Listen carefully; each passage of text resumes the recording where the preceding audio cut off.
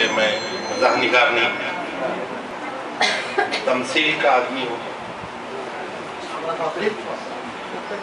تمثیل کا آدمی ہوں۔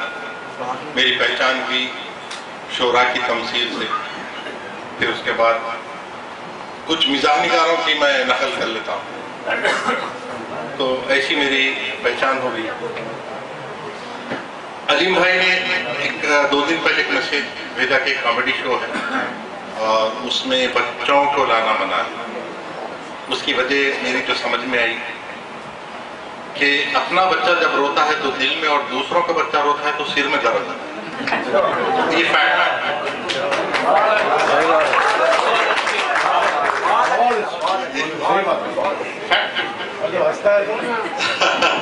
سب کو ہنساتا ہے۔ اور ایک وجہ یہ ہے کہ بچے اکثر بور ہو جاتے ہیں، جلدی بور ہو جاتے ہیں، ایسے محفلوں سے تو بور ہو ہی جاتے ہیں۔ میرا ایک بھائی کا واقعہ کہ بچہ ہر بات میں ڈیڈی بور ہو رہا، پیٹ ڈالا، ڈیڈی بور ہو رہا۔ اچھا بیٹے تیرے کو سائیکل دلا دے، 3 پہیہ والی سائیکل آ گئی، انجوائے کرا 2 گھنٹے، ڈیڈی بور ہو رہا۔ اچھا بیٹے چلو کارنش چلو، کارنش گئے، 1 گھنٹہ ہوا، ڈیڈی بور ہو رہا۔ ڈیڈی بیدار ہوئے، بولے اس کی شادی کی ذمہ داری نہیں لیتا دوسرے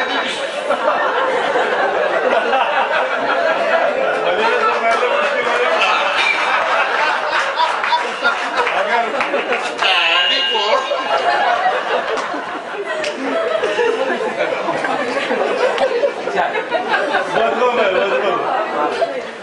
اور ہمارے حامد کمال صاحب بیٹھے ہیں، ان کے کچھ اور ساتھی تھے، منور علی، کمال رضا۔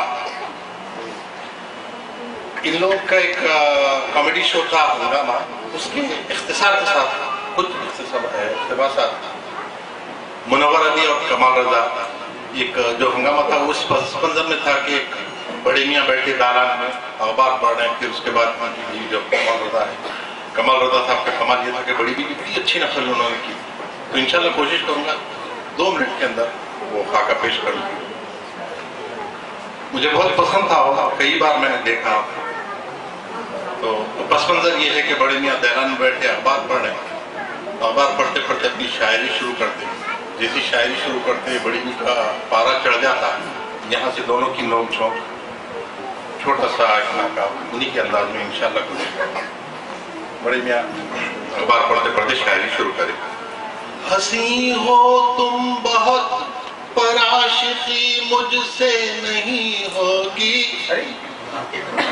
ہنسی ہو تم بہت پر عاشقی مجھ سے نہیں ہوگی، نکاح کر لوں گا لیکن شاعری مجھ سے نہیں ہوگی، اور یہ شام وصل ہے گھونگھٹ تم اپنا خود ہی الٹاؤ، شریف انسان ہوں دادا گیری مجھ سے نہیں ہوگی، شریف انسان ہوں دادا گیری مجھ سے نہیں ہوگی۔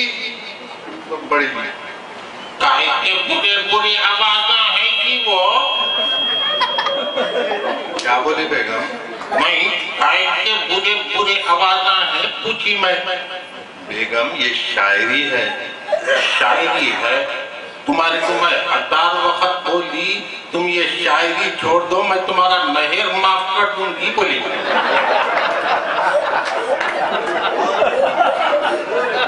بیگم یہ شاعری کی وجہ سے تو میری عزت ہے، شہر میں میرا مقام ہے، کائی کا مقام، پرسوں تم آئی تھی دہلان میں بیٹھ کر شاعری کر رہے تھے نا، اور میرا دہلان ہے میں کچھ بھی کر لیتا ہوں، نہیں تم ایسی آوازاں نکال رکھے تو میں ذرا کچرا پھینکنے باہر نکلی، دیکھو کیا دیکھ رہی ہوں، 4 ڈیلیوروں کی گاڑی کھڑی ہوئی ہے، 25 کرسیاں پڑے ہوئے ہیں، پیٹرول جل رہا، نیچے سے دھواں دے رہے لوگ، ابھی اتنا ہوئے تلک چھوٹی ماں کی بہو، چھوٹی ماں کی بڑی بہو آپ کو بولتے ہیں آپا صبر کرو، آپا صبر کرو۔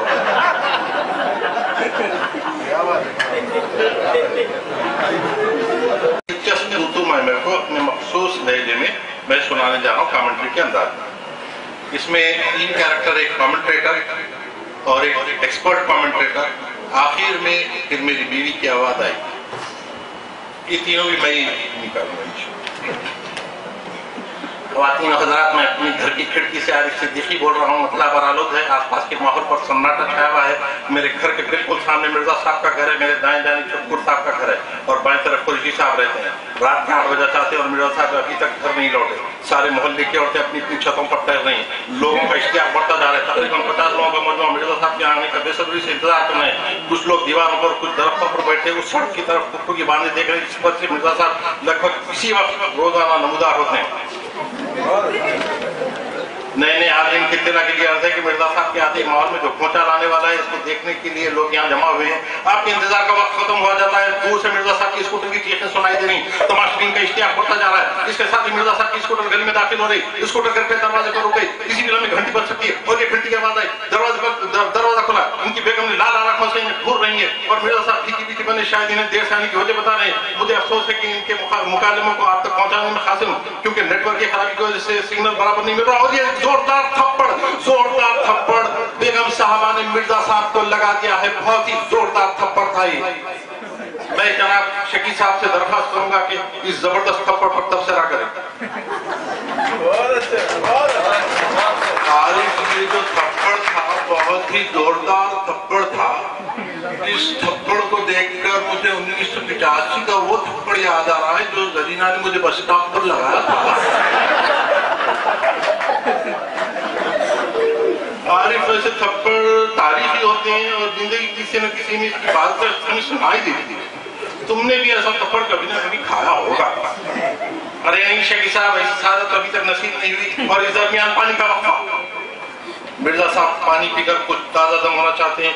इस वक्त इनके घर पर इनकी वालदा और इनके साले भी मौजूद हैं। मिर्जा साहब पूरी तरह तैयार है। बेगम के साथ तकरार फिर से शुरू हो चुकी है। तो तुम्हें में कुछ इस कदर बढ़ गई कि मिर्जा साहब तो आगे बढ़कर एक जोरदार घूंसे के साथ बेगम पर जवाबी हमला करने बढ़े, लेकिन हमेशा की तरह बेगम साहब ने झुककर अपना बचाव कर लिया। पूरी ताकत से लगाए हुए घूंसे की लपेट में मिर्जा साहब खुद आ गए और 2-3 खाली चक्कर काट कर गुस्से से बेगम को देख रहे हैं। शकी साहब, इस जोरदार घूंसे पर आपकी क्या राय है?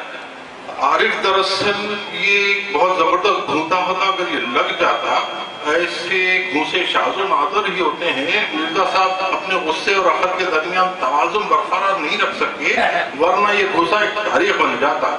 लेकिन बेगम साहब अपने बचाव की तमाम तरकीबों से वाकिफ हैं। हमें भी आप सबकी तरह इस घूंसे के खिलाफ होने पर बेहद अफसोस है। मिर्जा साहब को नेक ख्वाहिशात के साथ मैं फिर आगे का हाल सुनाने के लिए आरिफ को माइक देता हूँ।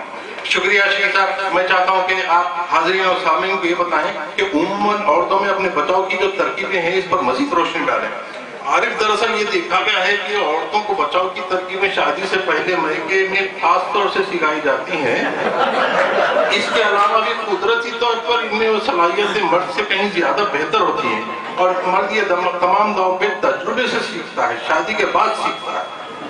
शुक्रिया शकी साहब अपने तजुर्बों का हम में बांटने का। एक बार फिर मैं आपको मिर्जा साहब के घर लिए चलता हूँ। फिर एक बार लड़ाई का मैदान गर्म हो गया। मिर्जा साहब ने हवा इज्जा कर रहे हैं और बेगम साहब हमले के लिए कमर कस चुकी हैं। एक हाथ में बेलन उठा रखा, दूसरे हाथ में कफकीर पकड़ रखी है। बेगम ने हाथ से कफकीर को घुमाया, लगता है मिर्जा साहब के सर पर हमला करने वाली है। मिर्जा साहब की वल्दा ने राशन कार्ड दिखा दिया है अपनी बहू को। बेगम साहब के हाथ से कफकीर और बेलन छूट गए और डरी डरी नजरों से मिर्जा साहब और सास को देख रही है। कुछ देर के लिए तूफान से पहले की खामोशी तारी होगी। शकी साहब, आप ये बताएं कि राशन कार्ड का क्या राज है जिसे देखते ही बेगम साहब का गुस्सा काफुर हो गया? आरिफ, दरअसल ये एक वार्निंग कार्ड है। साल बहू से कह रही है कि अपना जारहाना रवैया तर्क कर दे, वरना इसका नाम राशन कार्ड से खारिज कर दिया जाएगा।